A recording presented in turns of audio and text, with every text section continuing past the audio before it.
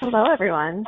My name is Molly Sachs, and on behalf of Campbell & Company, I would like to welcome you to Fundraising Communications 1, Defining Your Case for Support, the first webinar in our free Fundraising Communications series. Thanks for joining us. Before we begin today's presentation, I'd like to...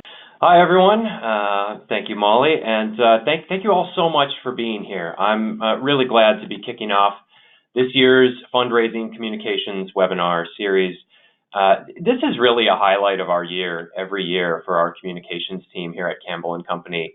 One of the kind of special things, I think, about Campbell & Company is that we have a dedicated communications team that focuses, there's nine of us on the team, who focus full-time every day on helping organizations build their cases for support, communicate with donors, build the communications infrastructure for large fundraising campaigns.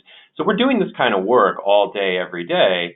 And these webinars that we do every year now, it's kind of a chance for us to step back and reflect on how we're actually working with our clients and to share that with the whole nonprofit sector or anyone who wants to sign up.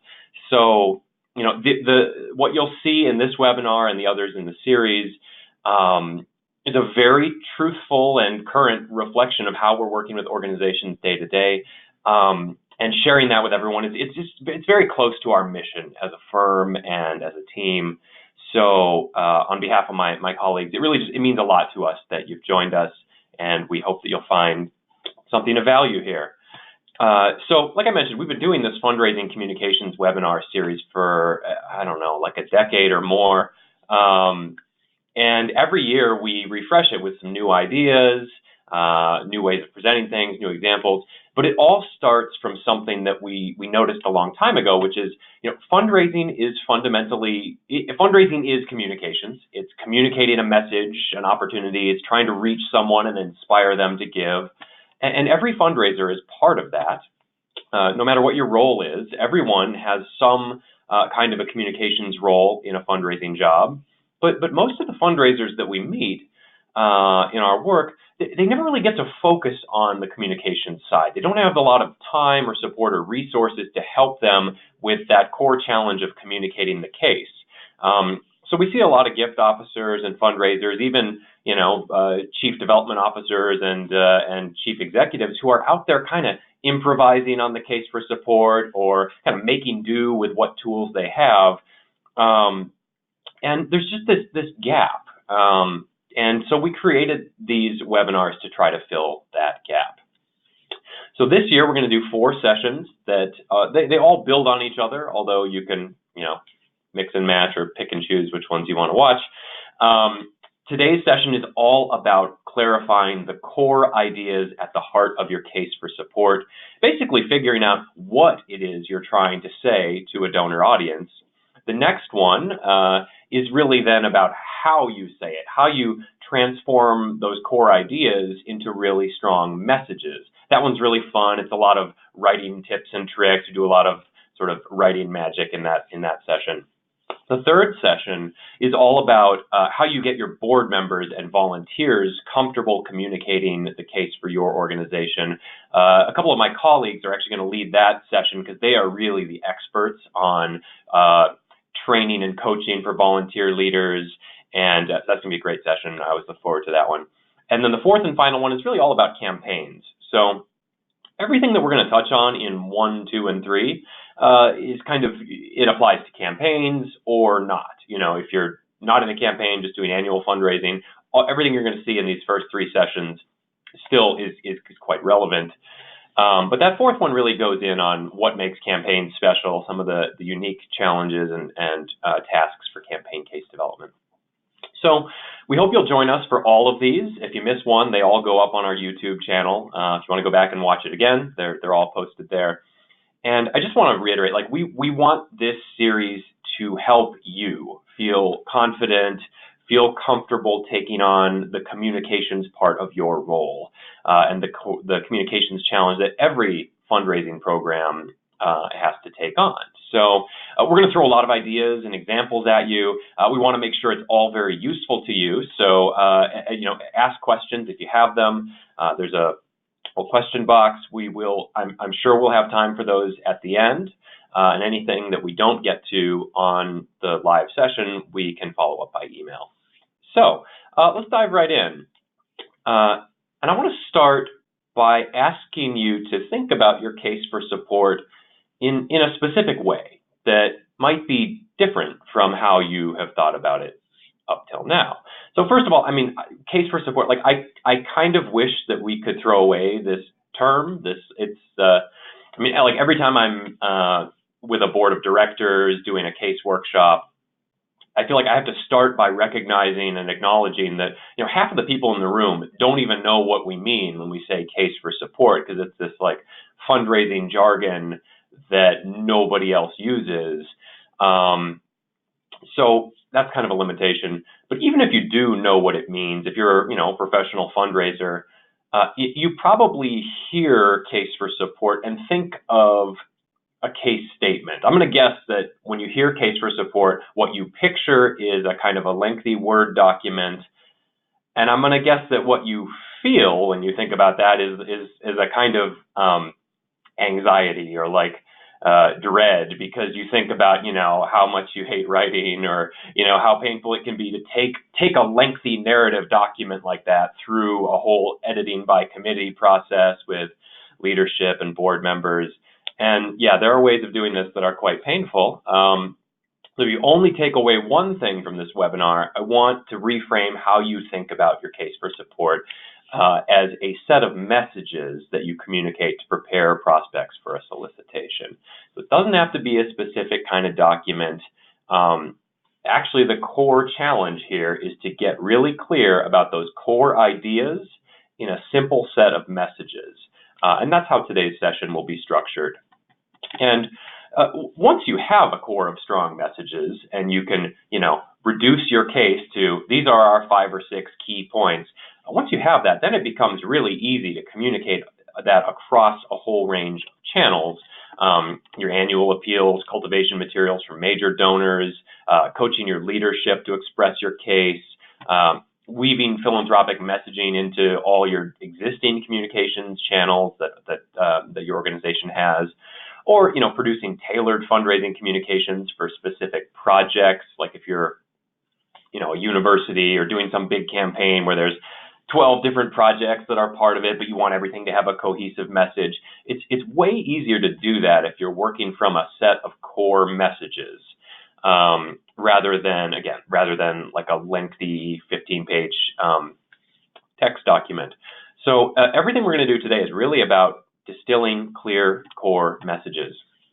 And strengthening your case for support, doing this work, it might be the most powerful or the least expensive way to elevate all aspects of your fundraising program, because your case drives everything. If you want to have powerhouse board members out there raising money for you, your case is what invites them in and speaks to why they care and gets them out there as volunteers. If you want to have donors giving, your case is what motivates that. Even having clarity amongst your staff and your leadership around what your case is, what we're out there trying to the story we're trying to tell. Having a powerful case elevates everything. And the encouraging part is that you can do it. I mean, it's not magic. I think, as we work with every possible kind of organization across the nonprofit sector, what I'm always struck by is that every organization's case has something powerful about it that we can tap into, and there's usually something tricky about each of them too. So you might feel like, oh, this is going to be really hard for us. Our case is really complicated. Everyone's case is tricky. The real difference that we see between really strong cases and weaker cases, it has a lot more to do with just how much time and energy and attention the organization has put into really thinking about it. And the danger is that the case is this thing that, like I said, kind of elevates everything, but it's usually like, it's not ever quite urgent. So it's often like, it kind of ends up in that like really important but not urgent place where like good ideas go to die. So if you've been sitting there struggling without a strong case because it keeps getting bumped off the priority list, like my deepest aspiration for you is that you will make or find the time over the next few months to put it at the top of the list, pay some attention to it, and see how it elevates everything that you can do. And we're going to try to help you with that. So let's jump in, and I want you to think about your case in terms of the ingredients that go into it. And for our team, the way we approach casework, we look at 6 elements of a case for support. And this is how we'll structure today's session. And you can think of these as the ingredients. It's like when you go to Chipotle and, there's all the different ingredients behind the glass, and you can make a lot of different things out of them. But basically, the quality of the ingredients determines the quality of the thing that you make. And this is just a simple thing that we evolved over the years to help us organize our thinking about cases and to make sure we're not forgetting anything, and to think about what are all the different kinds of information that need to be included in a case in order for it to be basically complete. So think of these as the core ideas that your case will express. A strong case that's ready for major donor cultivation will generally address all 6 of these to some degree. They give you a structure for organizing your work on your case for support. Sometimes the hardest thing is just knowing where to start or feeling like you have writer's block. This gives you a way of just filling in and going through one by one and, making some progress. They don't always need to appear or flow in this specific order. And often they kind of weave in and out throughout a case. But these are just kind of the 6 core elements we want you to think about. And so let's dive in. The first is context. And the question we're asking ourselves here is basically, what story are we in? What is the sort of broader story about the world or history or your community or the context around your case in which it has meaning? So this is basically framing information about the world around you that gives your case meaning. Let's look at some examples. So let's say we're building the case for an arts education program that's trying to grow from one size to a larger size.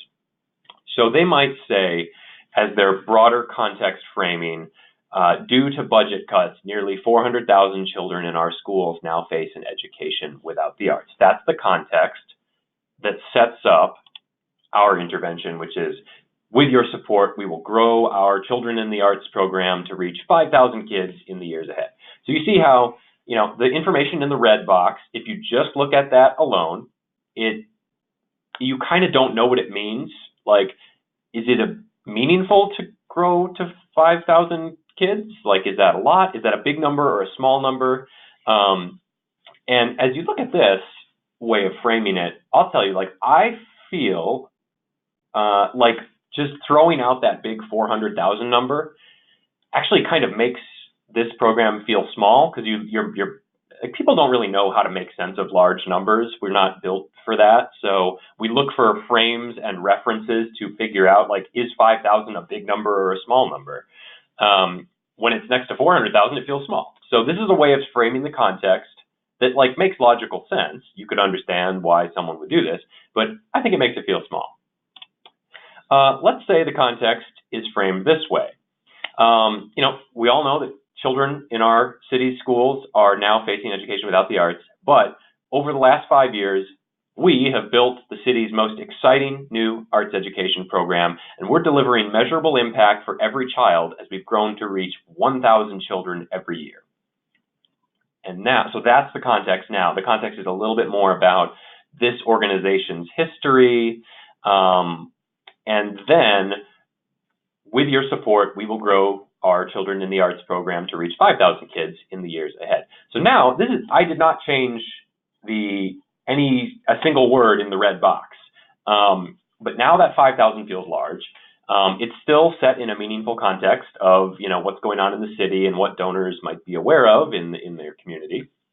But just by changing the context, now the same piece of information feels big instead of small. Let's look at, so that's one example. Let's look at another example. So here our context, again in the gray box, is our school is great today because every generation of parents and alumni have stepped up to invest in making us stronger for the next generation. So what is this saying? Like, this is it's a take on the school's history, basically. It's saying we want you to look at the broader context of the school's history and see that philanthropy has been a part of it every step of the way, and that's why the school is great today. And then that sets up our sort of, like, that's the setup for us saying, okay, now it's our turn as the current generation of families to make this investment in a new campaign or building a new building or just giving to the annual fund. So again, the stuff in the gray box is really just trying to find the right setup, and in this case, it's going back into history to make what you're doing feel meaningful. And the reason you can see I'm using different shapes and changing like the color and the size relationship of the shapes. The reason I'm doing that is because the decisions you make about the context in your case really, they actually give shape to your case. So like the sort of the larger arc of your case narrative is very strongly influenced or set by how you set the context. It's like the first 20, 30 minutes of the movie that kind of sets the frame for everything that follows. So as you think, so this is a great place to start in case development. Think about, just like, before we get all caught up in what we're doing and why it's so great and all the like nitty-gritty details that staff members will have in their heads, like, let's zoom out and just talk about, like, why does the world need this? Why does, what is the broader framing for what we're doing? It can be easy to forget this sometimes, so it's a good place to start. Okay, so now, throughout as we walk through this, on these green slides, we're going to build a case for a neighborhood food pantry. We're going to do it it's going to be like a demonstration cooking show where we like do it one step at a time. So the case I chose to use for our like fake example here is a neighborhood food pantry in a large city that is trying to do a capital campaign to build a whole new building. So they're in a current old like rented space and they want to move into a new food pantry space, and they need to do a big capital campaign, or very big for them, to make that possible. So how would they set the context? Here's what I came up with. In one of our city's wealthiest neighborhoods, 1 in 9 people struggle with poverty. Every year, thousands of our neighbors find themselves unable to afford food for themselves and their families. Okay, so that's very simple. So basically the core message here is, it's a wealthy neighborhood where you wouldn't expect a lot of poverty, but there is a lot of poverty. Like that's kind of the core thing that you would want someone to remember, that you would want your board members to be out there, repeating in their own words. And we could expand on this with more details. We could share more statistics. We could certainly share stories of individuals that bring that context to life. The thing you want to remember is that details and statistics and stories, they can't really stand on their own. You can't just sort of report stats and stories to people and count on them to determine what they mean. You have to provide a lead message that says, that then stats and stories reinforce. So again, here the lead message is, basically in the heart of one of our wealthiest neighborhoods, poverty is a real problem, and probably way more than you would expect. Like that's kind of the core nugget, and then we build it out with stats and stories. And again, with statistics, always be conscious, like when you show people a number, do they know what that number means? Do you have a context for that number? And you got to help people out with processing large numbers. So that's your context, pretty straightforward. The impetus, I don't know why we committed to this word. It's like kind of a funny word to use. You don't hear it in day-to-day conversation, but it's the word we use. The impetus is basically the spark. It's like the why now. If this is sort of good and a good cause generally, okay, that's nice, but why would I care about, why do we have to do something now that's urgent? This is especially important in campaigns, and it's especially important anytime you're trying to get someone to sort of change their giving behavior and give more or give for the first time. And so this is less about like logical information. Like the context section tends to be fairly logical. The impetus section is more of a rhetorical move. You're trying to find a hook or a way of bringing information together in a rhetorical device that creates a sense of moment and urgency. What you'll usually see with this section is time language, so focusing on now, this moment. There's a little bit of magic that needs to happen here to turn sort of information into a sense of moment. So this part is typically not very complicated, but it is pretty important. And a good place to start here is just remembering that the enemy is inertia. People are we're all creatures of habits, and that includes our giving. So when you're thinking about your prospective donors, they're not like just out there waiting by their phone to hear from you and get your case for support and then like be unlocked and they will immediately start giving. It's more like they're in a rut. If they have never given to you, they are on a decade-long, pattern of not giving to you. If they give you $100 a year, then they're on a really set pattern of giving you $100 a year. And you have to really think about how hard is it to get someone to change a habit or break out of a habitual behavior. I think we all know, like even just in our own lives, it is very difficult. So you need a rhetorical device that creates that sense that would move people out of their habitual giving or non-giving. And you're usually not competing, like the enemy is inertia. The enemy is usually not like the nonprofit down the street that you're competing with. Sometimes we think about our competitors or peers way too much when really the enemy is just like people's habits. So there are a lot of ways to approach this. I'm going to show you 3 options. The first is very simple, a threat-based framing. Unless we act today, this critical ecosystem will be lost forever. More of a positive, opportunity or aspirational focused framing. This is a once-in-a-generation chance to take our mission to a whole new level. Third option here in the green box, more of like a responsibility framing. Every generation has stepped up to protect our national parks, and now it's our turn. So what these 3 have in common, a couple things. First of all, they all have time language in them. Like, look at this. Hey, unless we act today, that's time. Forever, that's time. Once in a generation, that's time. Generations, and now it's our turn. It's all time language. So that's key to creating a sense of moment. The other thing these all have in common is they're like kind of emotional. And I did them in different colors versus different shapes because they set the emotional color and tone of your case. So this is a really important decision with like how do you want your case to feel? And in each of them, you see the urgency is coming from a different place. Coming from threat, that's the animating emotion there is like fear and anxiety. In opportunity, the animating emotion is like excitement. Like this is a chance to be a part of something really cool. And it makes me feel hopeful and good about my community or the world. It makes me feel proud of the organization that I'm affiliated with. The responsibility one, it's a little trickier, but I feel like the emotion there is a sense of like right and wrong, like moral urgency. This tends to be more of like a moral framing, where you feel like the case is subtly asking you, okay, what kind of person are you? Like, are you one of the good people who, takes care of the environment or, protects refugee families? You feel like what's being called into question is a little bit more your identity and your moral center. So all of these have a little bit of an edge or an energy or an excitement to them that comes from an emotional place, and the decision you make about this really sets the kind of the tone for your case.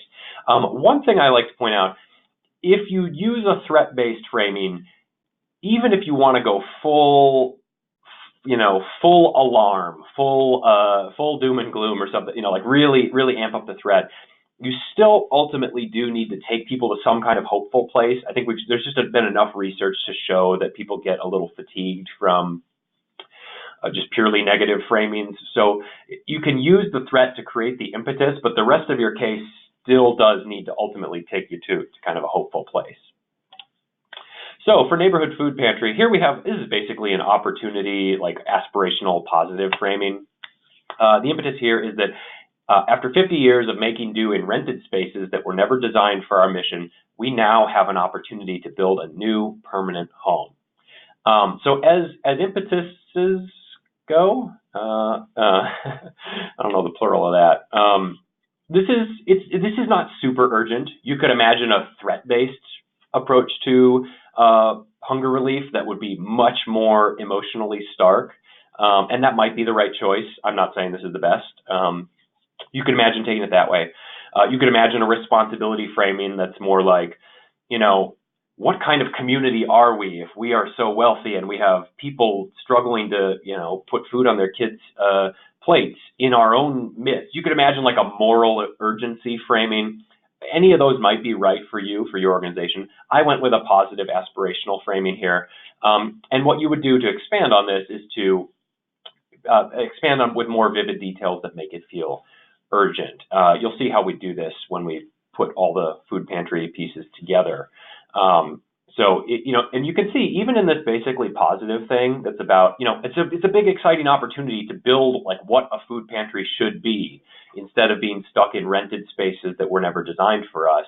So even in the first clause of that sentence, you see there is some negative, making do, spaces that were never designed for our mission. You're still getting a little bit of, it's not exactly threat, but like it's really hard to do a pure happy talk impetus. You still usually need some kind of negative content in there to just kind of make it feel a little urgent. Okay, vision. Okay, this one's important. This is especially in campaigns, but basically I think it's actually important no matter what. The vision, the question we're asking is what is going to be different, and we're trying to get to a very simple depiction of a future state that your donor can picture in their mind. And that I think it's not a coincidence that the word we use for this is vision and visual. You're thinking of like using visual language to get to a place where your donor can picture what you're talking about and see it in their mind and feel drawn toward it. So this is, I would say, of all the sections of the case, this is probably the hardest nut to crack. Not because it's complicated, but actually because it isn't. Complex thing, we're for smart people, we like complicated tasks, but doing something extremely simple is actually really hard. So let's look at some examples, because a vision can take a lot of different forms. Here's a simple one. Our vision is that we'll be able to accept every qualified student regardless of their family's means. Can you picture that? Can you picture like a great school and you want everyone in the community to be able to go there, but right now some people can't because they can't afford it. So we're picturing a world where every qualified student who wants to go to the school can make it possible. I can picture that. When I picture it, I want it, like I feel drawn toward it. Here's one. We'll build a new kind of museum for our community. And here you need to expand on this a bit to like paint a fuller picture of what does that museum look like, especially if it's a new kind, so you kind of can't picture it just from your pre-existing experience of museums.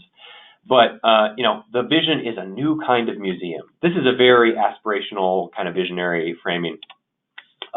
Here's a real concrete one. Our vision is we're going to expand our program to reach 200 more families. I offer this one to show that like a vision does not have to be some huge lofty thing. It can actually be very concrete and specific, and that can work great as long as it feels exciting and meaningful and achievable. So here's the vision statement for the Alzheimer's Association. It's a world without Alzheimer's disease. This is kind of on the opposite end of the spectrum from the last one. This is the least concrete, the biggest picture, the most visionary. Like when you hear this, you understand, like, we're not going to get there tomorrow, but this is the vision. You can picture it. If you've had a family experience of Alzheimer's disease, you can picture and feel what it would be like to have a world without this disease. And so when you look at all these different vision options, I'll scroll back through them, they're pretty different.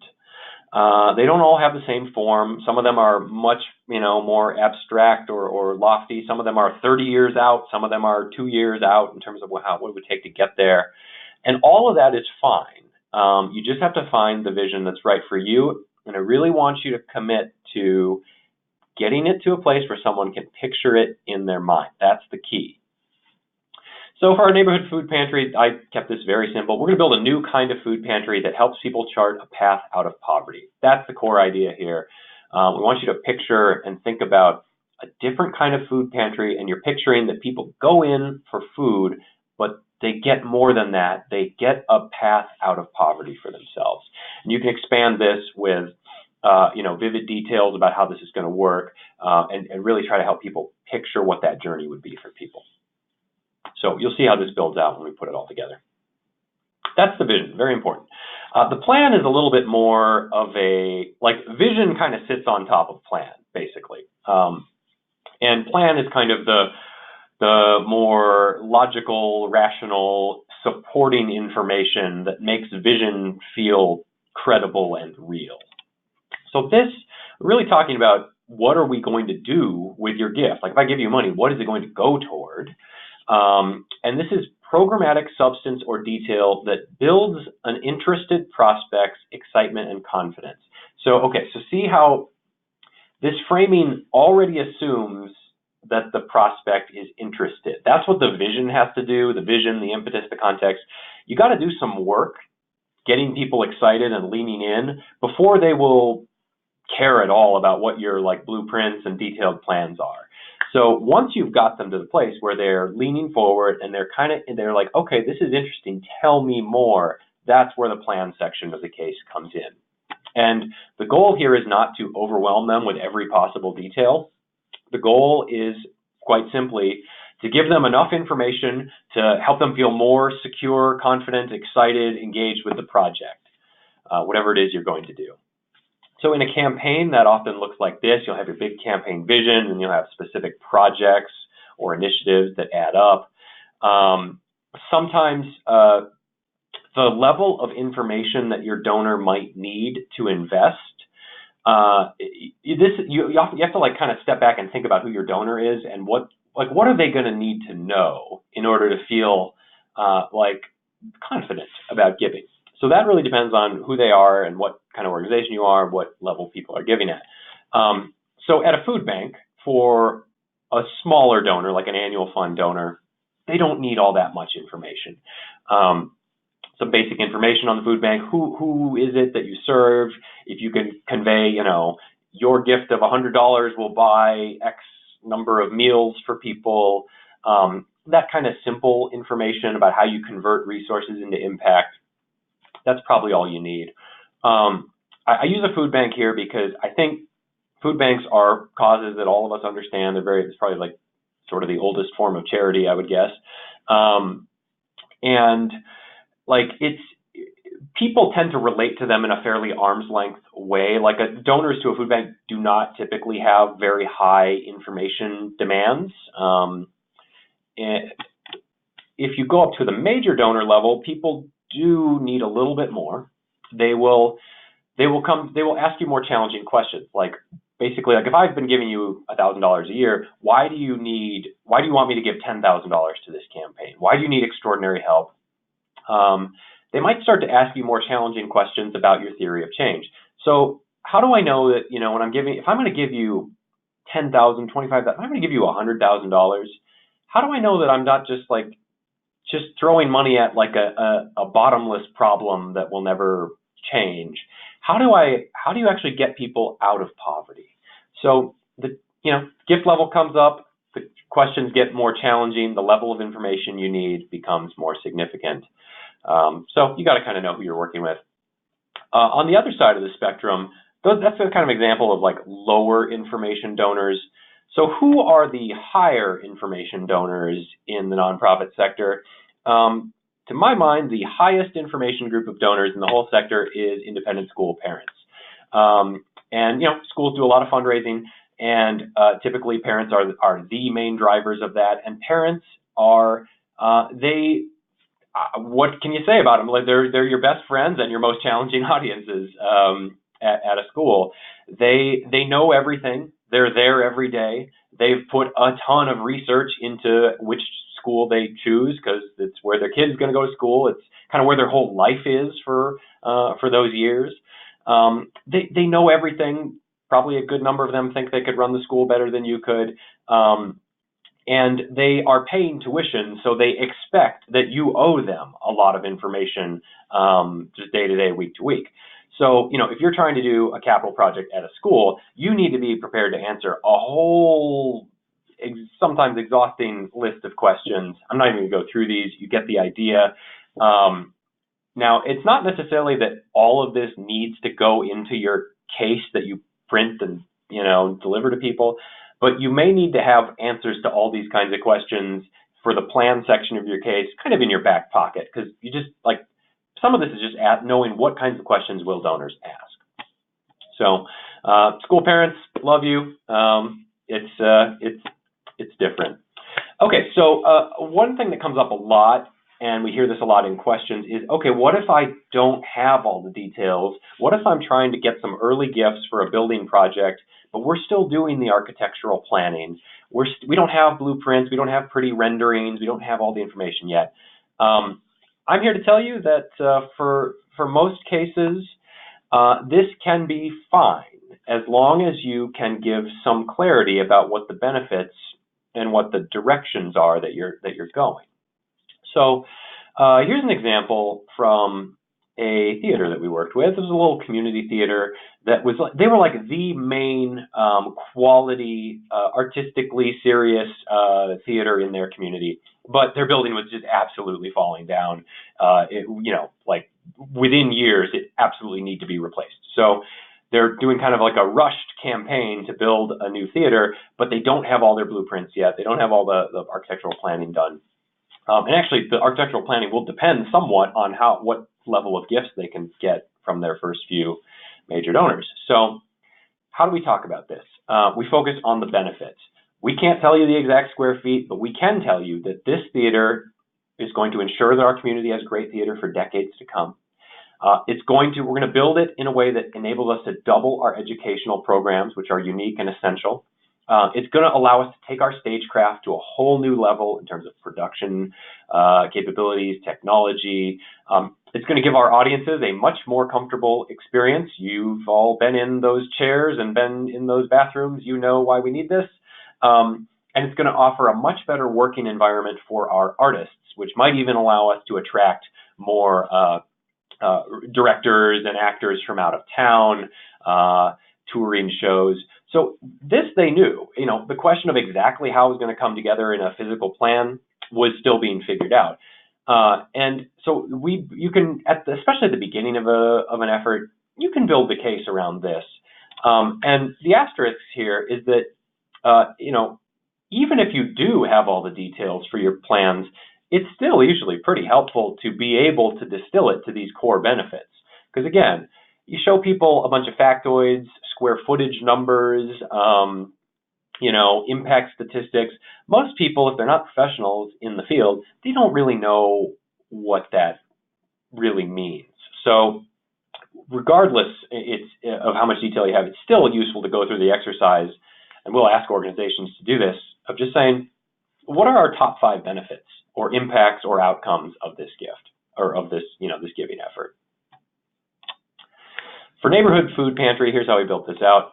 Our new permanent home will be designed from the ground up for our mission. It's going to be ready to meet the full need in our community, serving hundreds more people every week.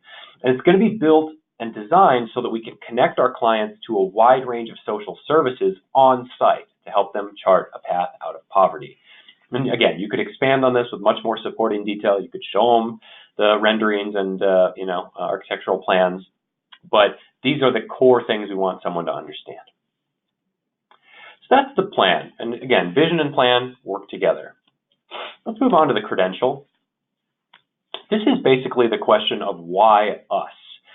So if you understand why this is important from the context and impetus, if you like the vision and plan as it's been laid out, why should you trust us with your money to be a good steward of resources and be a credible partner from a philanthropic standpoint? So this is basically information about your organization that ensures the prospect's trust and confidence. This is the piece of your case that can go kind of the most flexibly anywhere in the order of your case. Sometimes this comes early, sometimes it comes later. Oftentimes it's kind of sprinkled throughout. And this is also the piece that you are probably already kind of good at, or like most organizations, when you ask them to write their case, they give you a bunch of credential. They're like, well, we've been here for 80 years. We are the most trusted name in our field. Here's a nice thing that the mayor said about us. Here's an award that we won. Here's why we're the best in class. Like, most organizations are pretty good at this, but and sometimes confuse the credential for the case overall. So I want to encourage you to really think about this, not in terms of like what are all the brag points that we like to say about ourselves, but actually what is the information that a donor would need to feel confident giving to us. So why are you the right organization for the job? There's a lot of ways you can approach this. Talk about your uniqueness. No one else has the capacity to solve this problem, or the world needs us specifically. Talk about your efficacy, how you have proof in your outcomes, or you're always becoming more effective and rethinking your programs. Sometimes the credential is more about integrity. Why are you the organization someone would want taking on this issue because of how you would approach it, your values. Strength, people like to invest in sort of winning causes. And you have to sort of resist the urge to like go ask for money because your building is on fire and, if we don't get money, we're going to shut down tomorrow. You want to be projecting strength. That's part of your credential. Give people the sense that we're building on success. So there's different ways to approach this. I'm not going to spend too much time on these. One other thing is useful is just to look for examples, because this is an area where we can fall into a trap of like telling instead of showing. So stories and examples can be very powerful. Here's one that we liked from a client we saw. When the recession hit and media outlets across the country faced extraordinary new pressures, some of them failed, some of them cut back, and others went really heavy into opinion and entertainment programming. But we decided that was our moment to go all in on serious journalism. So that's kind of like an integrity point. It says, when we were tested, we showed who we were. Here's another one. It's from a university. When our elected leaders wanted to start a citywide discussion on police and community relations, they turned to our university to lead it. So what that's showing, it's a story, it's an example, but it's showing trust. It's showing, other people you trust us. And it's showing stature and leadership in a way that's different than saying, we are the city's leader on X, Y, and Z. It's putting that out there into a more of a proof point. So there are a million ways to do credentials, and this is probably not the part you'll struggle with. For our food pantry, what's their credential? Over 50 years of service to our community, we've built one of the largest food pantries in the city and a model for pantries across many other neighborhoods. We've helped tens of thousands of people keep their children from going to school hungry, live with dignity in old age, or get back on their feet after an unexpected job loss. And here you might expand this with maybe some more statistics. If you had endorsements or testimonials from like the local alderman or city council person saying why this food pantry is so essential to the community. If you had stories, can be a very important part of your credential. If you can show how somebody walked in your door in one state and they walked out so much better, that story proves your credential in a way that's probably more powerful than saying we transform lives. This credential is where you tend to see people using a lot of cheap adjectives about being innovative and transformational and leadery. So when you find yourself leaning on a bunch of adjectives, like try to look at it and see if there's a way to tell that story that's more direct. Okay, so that's the credential. Final piece is the appeal. What are we asking you to do? Sometimes we forget that at the end of these cases, we do need to ask for the gift. And so you're looking for a solicitation framing that casts the donor in a specific role. Remember that the ask isn't just your call to action to the donor. It's kind of, you're giving the donor a little storyline that they get to tell about themselves. And your gift to them is the ability to see themselves and feel about themselves and think about themselves in a certain way that's, based on the fact that they gave at this level to your mission. So there's different ways of framing that. Sometimes it's about giving back. That's kind of a responsibility, moral responsibility thing. Leaving a legacy, certainly for planned giving, but also other types of projects.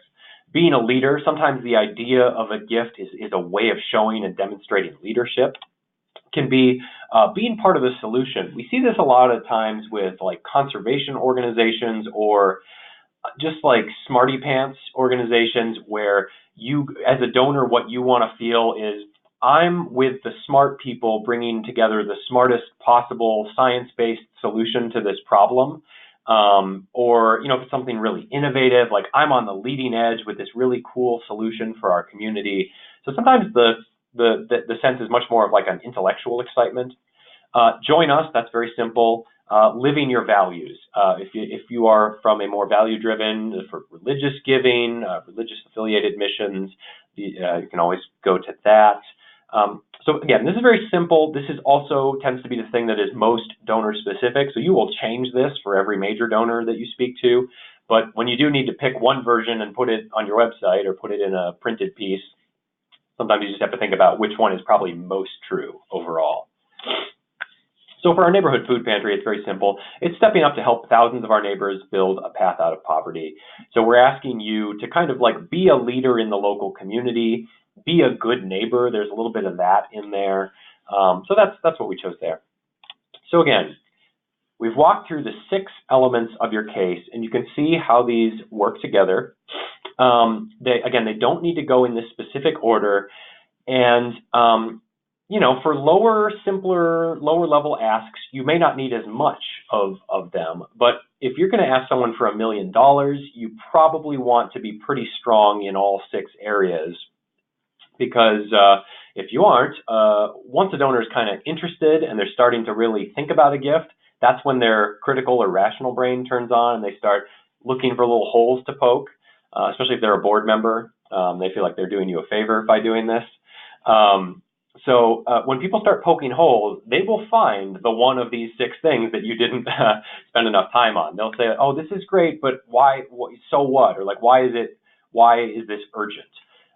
If the impetus is a little bit undercooked. Or they'll say, oh, I kind of get it, but I don't get what it all adds up to if you've got like a little bit of a hole in the vision section. So smart donors, major donors can always find, the chink in the armor if you aren't thinking pretty carefully about all these.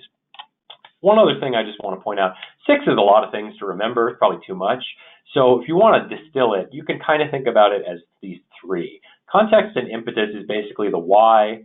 Vision and plan is really the what are we going to do, and the credential and the appeal is really who. Like who is going to do this good work together in a philanthropic relationship. The who is always us, the organization, and you, the wonderful, heroic donor, working together in a beautiful partnership. Okay, so we've walked through section by section, and I've been using this food bank case. I want to take a minute to just kind of bring it all together. I'm going to switch into kind of performance mode here and give you a really simple presentation of the case for this food bank. It's going to be like a 3-minute case. In one of our city's wealthiest neighborhoods, 1 in 9 people struggle with poverty. They're senior citizens on fixed incomes, forced to choose between medicine and food. They're parents skipping meals so their children won't go to school hungry. They're people trying to stay afloat after an unexpected job loss or medical crisis. Half of them have children under 18. Half of them have education beyond high school. And they cross all boundaries of race, background, age, and health. For 50 years, they've come to count on Neighborhood Food Pantry to give them healthy, fresh food when they need it and to treat them with dignity. With the support of our community, we've built a model for food pantries across our city, with professional staff, reliable, healthy food, innovative home delivery programs for seniors and people with disabilities, and extensive connections to other social services in our community. But we've never had a facility that truly supports the work we do and the people we serve. For 50 years, we've been making do with rented spaces that were designed for other things. When you see people lined up out onto the street in the winter, or when you see our staff trying to have private consultations with clients in a shared office or a closet, you see the limitations of our space. Today, we have an opportunity to build and own a permanent home for our mission. We're not just looking to build a better and bigger food pantry.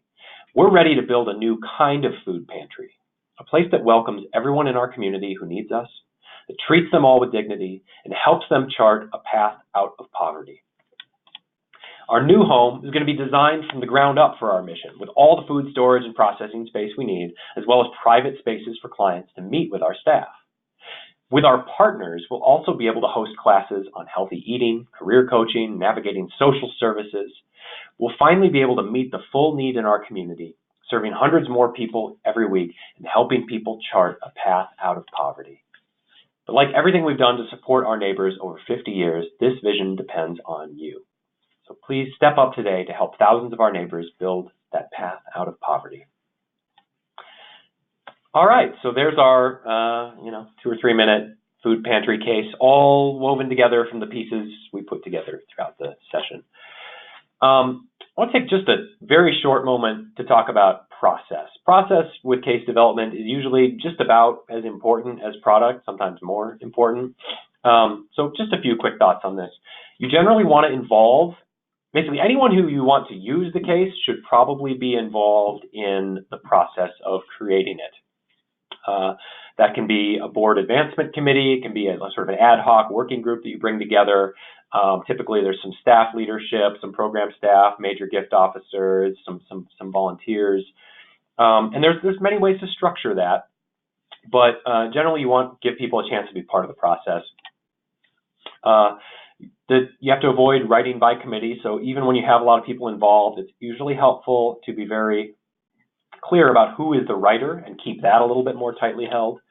You want to facilitate a structured discussion of these key questions. I mean, one simple thing to do would be to just take those 6 areas and bring those people together and just go through them. What is the context? What is our impetus? What is our vision? What is our plan? And just work toward really clear central ideas. And again, you're not doing a big writing exercise together. You're really just asking questions that are these kind of soul-searching questions that it helps to have everyone on the same page about. This one's important. Clarify your core messages in a really distilled format before you go on and write anything in any sort of long format. Long case statements are a bad vehicle for case development. You can write something long afterward, once you've got your 6 core messages or whatever it is. But when you write something long, it's too easy to just write around all the hard decisions and get to a 15-page thing that doesn't give you clarity on what the core ideas are. Test your case. This is not like a one-time, one and done process. Usually somewhat iterative. So as you're developing your case, put it in front of prospective donors. Do some interviews. Do some focus groups. You can do a survey. That's really easy these days. And again, you don't have to write a traditional case statement. You can use different kinds of vehicles that suit your purposes. Sometimes having just like a one-pager is perfect because it really focuses everybody on what are the key messages. And then when you can distill your case to 1 page, like you are a hero. Your board members will love you when you can give them, like this is what they really want, is like that cheat sheet, elevator speech. They actually don't want the long version. Case brief is sort of sometimes these are like, we do these a lot. This is maybe like a 3 or 4, sometimes 5 or 6 page case document. It's not too long. You're trying to balance stories and design with clear headlines and copy. This can be a nice leave behind material, but again, you're not giving yourself too much length to work with.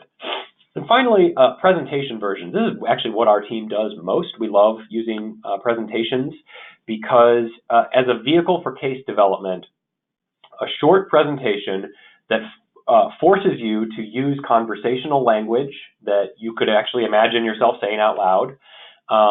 It forces you usually to be more concise, to put simple messages on the slides, and it allows you to go through a consensus building process with your board members or your leadership, where you're asking them to respond to ideas out loud in a conversation versus sending them a Word document and asking them to line edit and make track changes, and you get 8 different sets of changes and you are sad. So this is this is why we tend to default to presentations as a vehicle.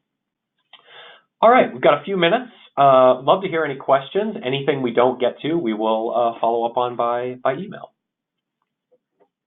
Thanks, Andy. We've got a few questions on the docket. The first one, in thinking about plans, what if the majority of your gifts are unrestricted and go towards general operations? Oh, yeah. So what does the plan section mean, really, when you are not doing a campaign, you're doing annual fundraising? Then it's really about impacts. So let me go to like a school example. If you are raising money for unrestricted annual fund for a school, you want to be able to convey that the money that comes in through our annual fund is what allows us to support financial aid at this level of demonstrated need. This is what allows us to invest in new technologies and teaching tools. This is what allows us to send our teachers to professional development things where they can learn new ideas to bring back to our classrooms. This is what allows us to empower our faculty to take risks and innovate and try new course and class ideas. This is what allows us to do all the extracurriculars in a school that sort of aren't extra, like field trips and class trips and things where there are extra expenses that we go beyond the tuition budget to make those experiences possible for kids.